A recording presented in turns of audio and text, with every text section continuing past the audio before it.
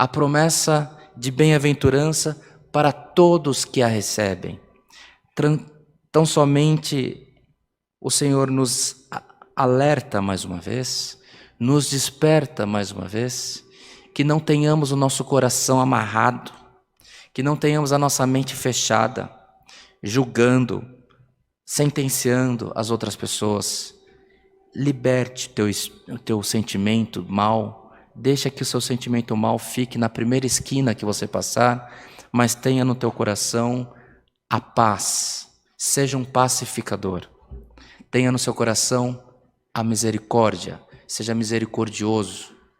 O Senhor estará contigo, te suportando no dia do mal, te dando suporte no dia da tua aflição, trazendo a cura no dia que você não alcançar a cura, ou que você precisar da misericórdia de Deus na sua vida.